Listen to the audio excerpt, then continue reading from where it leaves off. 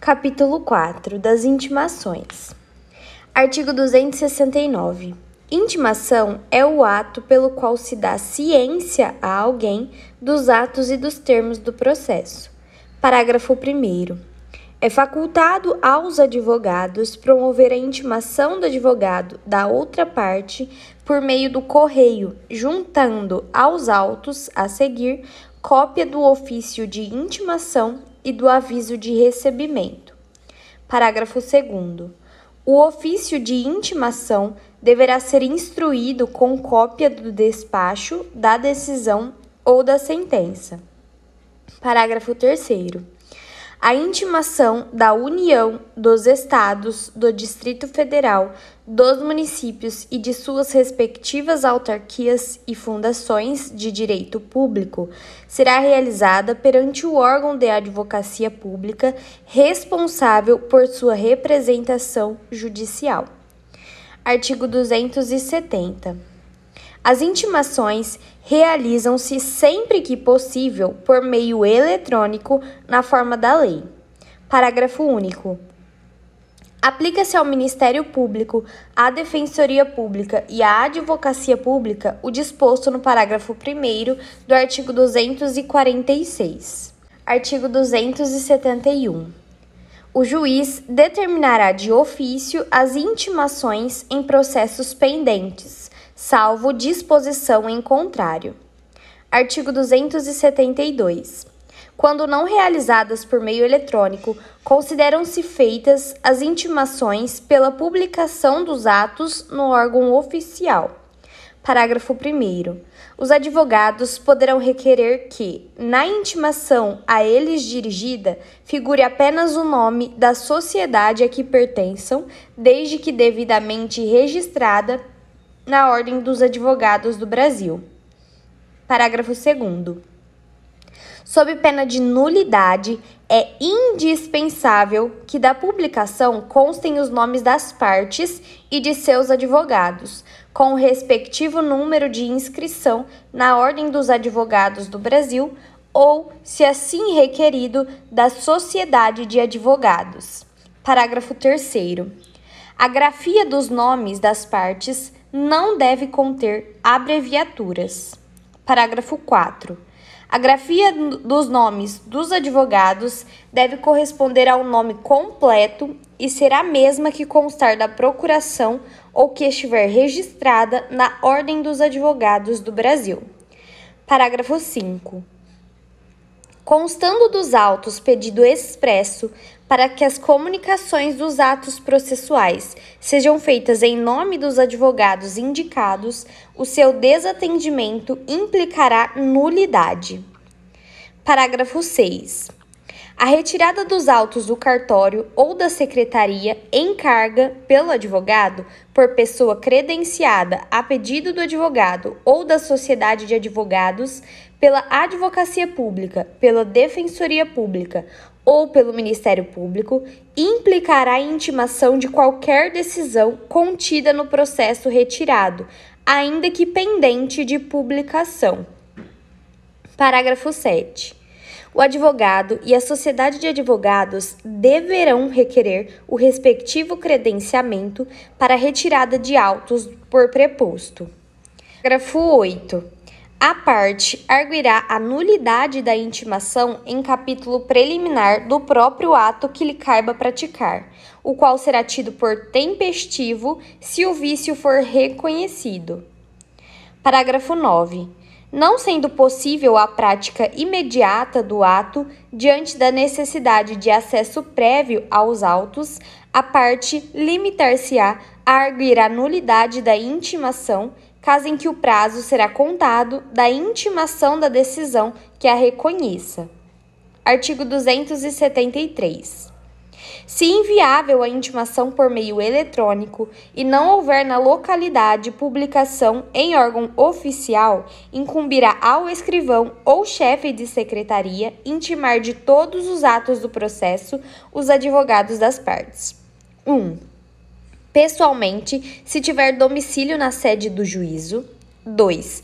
Por carta registrada com aviso de recebimento quando forem domiciliados fora do juízo. Artigo 274. Não dispondo a lei de outro modo, as intimações serão feitas às partes, a seus representantes legais, aos advogados e aos demais sujeitos do processo pelo correio ou, se presentes em cartório, diretamente pelo escrivão ou chefe de secretaria. Parágrafo único. Presumem-se válidas as intimações dirigidas ao endereço constante dos autos, ainda que não recebidas pessoalmente pelo interessado, se a modificação temporária ou definitiva não tiver sido devidamente comunicada ao juízo, fluindo os prazos a partir da juntada aos autos do comprovante de entrega da correspondência no primitivo endereço. Artigo 275. A intimação será feita por oficial de justiça quando frustrada a realização por meio eletrônico ou pelo correio. Parágrafo 1º. A certidão de intimação deve conter 1. A indicação do lugar e a descrição da pessoa intimada, mencionando, quando possível, o número de seu documento de identidade e o órgão que o expediu. 2. A declaração de entrega da contrafé. 3. A nota de ciente ou a certidão de que o interessado não a apôs no mandado. Parágrafo 2º. Caso necessário, a intimação poderá ser efetuada com hora certa ou por edital. Artigo 447. Podem depor como testemunhas todas as pessoas, exceto as incapazes, impedidas ou suspeitas. Parágrafo 1º. São incapazes 1. O interdito por enfermidade ou deficiência mental. 2. O que, acometido por enfermidade ou retardamento mental, ao tempo em que ocorreram os fatos, não podia discerni-los, ou, ao tempo em que deve depor, não está habilitado a transmitir as percepções. 3. O que tiver menos de 16 anos. 4. O cego e o surdo, quando a ciência do fato depender dos sentidos que lhes faltam. Parágrafo 2º. São impedidos 1. O cônjuge, o companheiro, o ascendente e o descendente em qualquer grau e o colateral até o 3º grau de alguma das partes por consanguinidade ou afinidade, salvo se o exigir o interesse público ou, tratando-se de causa relativa ao estado da pessoa, não se puder obter de outro modo a prova que o juiz repute necessária ao julgamento do mérito. 2. O que é parte na causa. 3. O que intervém em nome de uma parte, como tutor, o representante legal da pessoa jurídica, o juiz, o advogado e outros que assistam ou tenham assistido às partes. Parágrafo 3º. São suspeitos 1. O inimigo da parte ou seu amigo íntimo. 2. O que tiver interesse no litígio. Parágrafo 4. Sendo necessário, pode o juiz admitir o depoimento das testemunhas menores, impedidas ou suspeitas. Parágrafo 5. Os depoimentos referidos no parágrafo 4 serão prestados independentemente de compromisso e o juiz lhes atribuirá o valor que possa merecer. Artigo 448. A testemunha não é obrigada a depor sobre fatos 1. Que lhe acarretem grave dano, bem como ao seu cônjuge ou companheiro e aos seus parentes consanguíneos ou afins, em linha reta ou colateral, até o 3º grau. 2. A cujo respeito por estado ou profissão deva guardar sigilo. Artigo 449.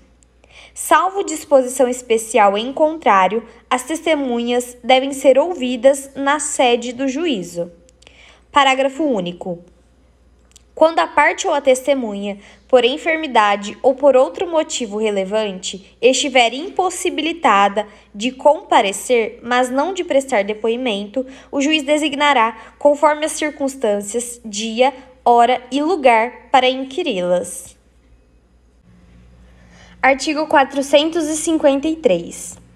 As testemunhas depõem na audiência de instrução e julgamento perante o juiz da causa, exceto 1. As que prestam depoimento antecipadamente. 2. As que são inquiridas por carta. Parágrafo 1º. A oitiva de testemunha que residir em comarca, seção ou subseção judiciária diversa daquela onde tramita o processo poderá ser realizada por meio de videoconferência ou outro recurso tecnológico de transmissão e recepção de sons e imagens em tempo real, o que poderá ocorrer, inclusive, durante a audiência de instrução e julgamento. Parágrafo 2º. Os juízos deverão manter equipamento para transmissão e recepção de sons e imagens a que se refere o parágrafo 1º. Artigo 454. São inquiridos em sua residência ou onde exercem sua função 1. O presidente e o vice-presidente da República. 2. Os ministros de Estado. 3. Os ministros do Supremo Tribunal Federal, os conselheiros do Conselho Nacional de Justiça e os ministros do Superior Tribunal de Justiça, do Superior Tribunal Militar, do Tribunal Superior Eleitoral, do Tribunal Superior do Trabalho e do Tribunal de Contas da União. 4. O Procurador-Geral da República e os conselheiros do Conselho Nacional do Ministério Público. 5.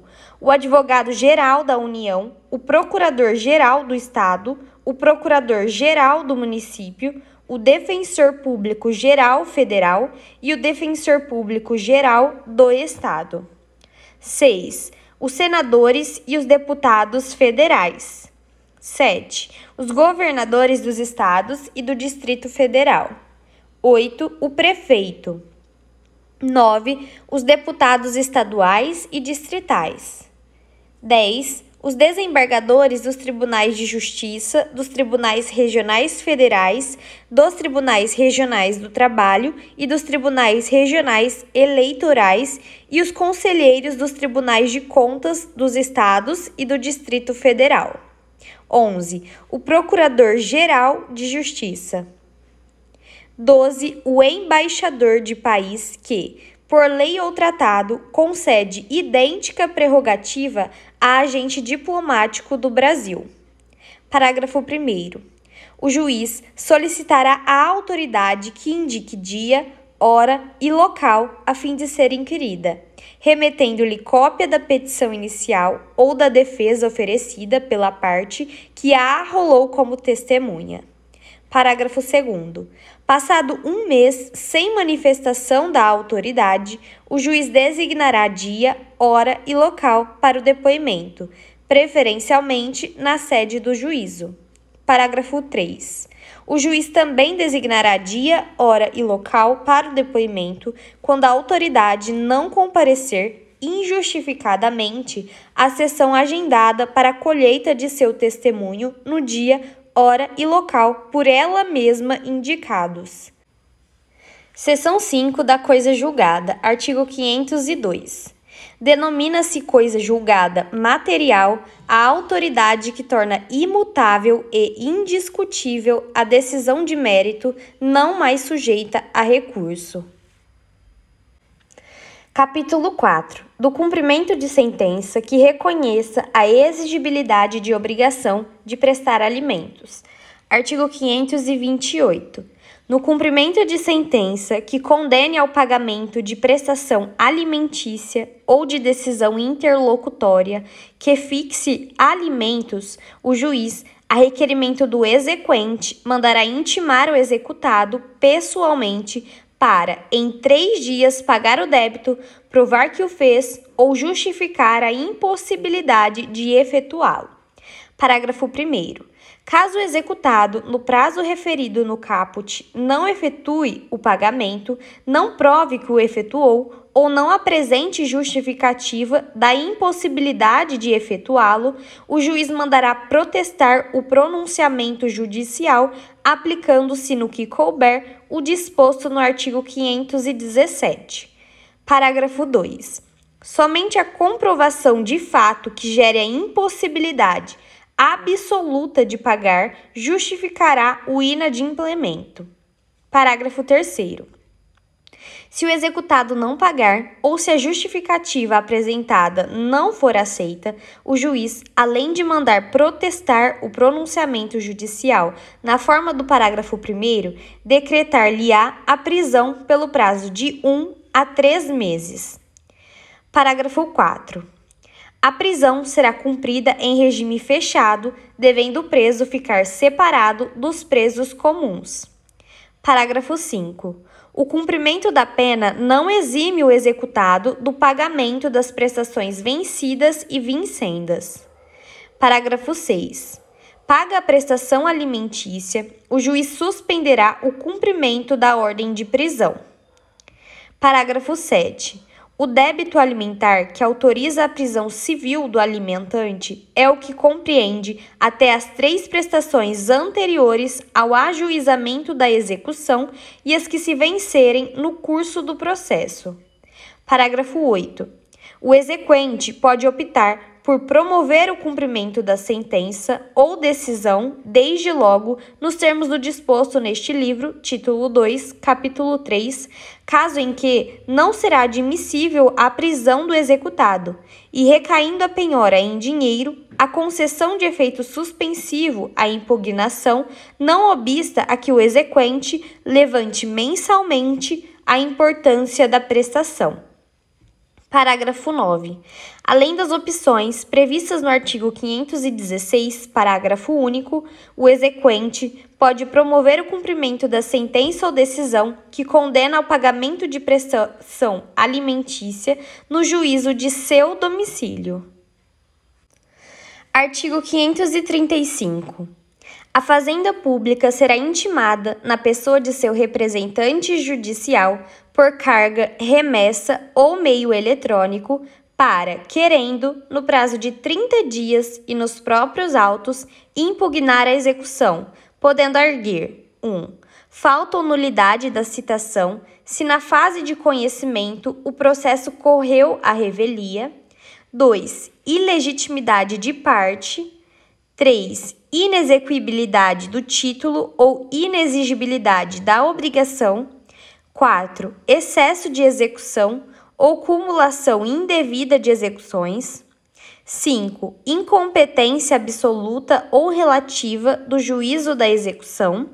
6. Qualquer causa modificativa ou extintiva da obrigação, como pagamento, novação, compensação, transação ou prescrição, desde que supervenientes ao trânsito em julgado da sentença. Parágrafo 1º. A alegação do impedimento ou suspeição observará o disposto nos artigos 146 e 148. Parágrafo 2º. Quando se alegar que o exequente, em excesso de execução, pleiteia quantia superior à resultante do título, cumprirá a executada declarar de imediato o valor que entende correto, sob pena de não conhecimento da arguição. Parágrafo 3º. Não impugnada a execução ou rejeitadas as arguições da executada, 1. Expedir-se-á, por intermédio do presidente do tribunal competente, precatório em favor do exequente, observando-se o disposto na Constituição Federal. 2. Por ordem do juiz, dirigida à autoridade na pessoa de quem o ente público foi citado para o processo, o pagamento de obrigação de pequeno valor será realizado no prazo de 2 meses, contado da entrega da requisição, mediante depósito na agência de banco oficial mais próxima da residência do exequente. Parágrafo 4. Tratando-se de impugnação parcial, a parte não questionada pela executada será, desde logo, objeto de cumprimento. Parágrafo 5.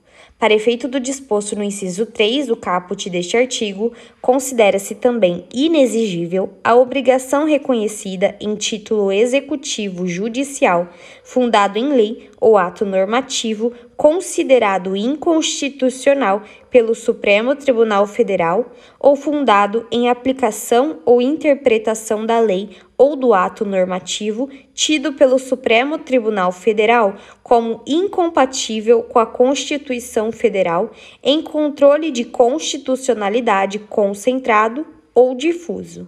Parágrafo 6. No caso do parágrafo 5, os efeitos da decisão do Supremo Tribunal Federal poderão ser modulados no tempo de modo a favorecer a segurança jurídica. Parágrafo 7. A decisão do Supremo Tribunal Federal, referida no parágrafo 5, deve ter sido proferida antes do trânsito em julgado da decisão exequenda. Parágrafo 8. Se a decisão referida no parágrafo 5 for proferida após o trânsito em julgado da decisão exequenda, caberá ação rescisória, cujo prazo será contado do trânsito em julgado da decisão proferida pelo Supremo Tribunal Federal. Capítulo 6. Do cumprimento de sentença que reconheça a exigibilidade de obrigação de fazer, de não fazer ou de entregar coisa. Seção 1. Do cumprimento de sentença que reconheça a exigibilidade de obrigação de fazer ou de não fazer. Artigo 536. No cumprimento de sentença que reconheça a exigibilidade de obrigação de fazer ou de não fazer, o juiz poderá, de ofício ou a requerimento, para a efetivação da tutela específica ou a obtenção de tutela pelo resultado prático equivalente, determinar as medidas necessárias à satisfação do exequente. Parágrafo 1º. Para atender ao disposto no caput, o juiz poderá determinar, entre outras medidas, a imposição de multa, a busca e apreensão, a remoção de pessoas e coisas, o desfazimento de obras e o impedimento de atividade nociva, podendo, caso necessário, requisitar o auxílio de força policial. Parágrafo 2º. O mandado de busca e apreensão de pessoas e coisas será cumprido por 2 oficiais de justiça, observando-se o disposto no artigo 846, parágrafos 1º a 4, se houver necessidade de arrombamento. Parágrafo 3º. O executado incidirá nas penas de litigância de má-fé quando injustificadamente descumprir a ordem judicial, sem prejuízo de sua responsabilização por crime de desobediência. Parágrafo 4. No cumprimento de sentença que reconheça a exigibilidade de obrigação de fazer ou de não fazer, aplica-se o artigo 525 no que couber. Parágrafo 5. O disposto neste artigo aplica-se no que couber ao cumprimento de sentença que reconheça deveres de fazer e de não fazer de natureza não obrigacional. Seção 2. Do cumprimento de sentença que reconheça a exigibilidade de obrigação de entregar coisa. Artigo 538. Não cumprida a obrigação de entregar coisa no prazo estabelecido na sentença, será expedido mandado de busca e apreensão ou de imissão na posse em favor do credor, conforme se tratar de coisa móvel ou imóvel. Parágrafo 1º.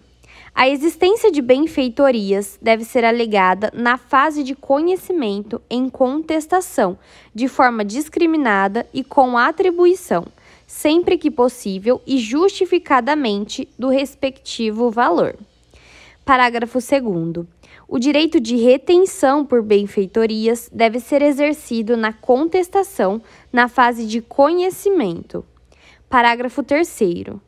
Aplica-se ao procedimento previsto neste artigo, no que couber, as disposições sobre o cumprimento de obrigação de fazer ou de não fazer. Capítulo 3. Das ações possessórias. Seção 1. Disposições gerais. Artigo 554. A propositura de uma ação possessória, em vez de outra, não obstará a que o juiz conheça do pedido e outorgue a proteção legal correspondente àquela cujos pressupostos estejam provados. Parágrafo 1º.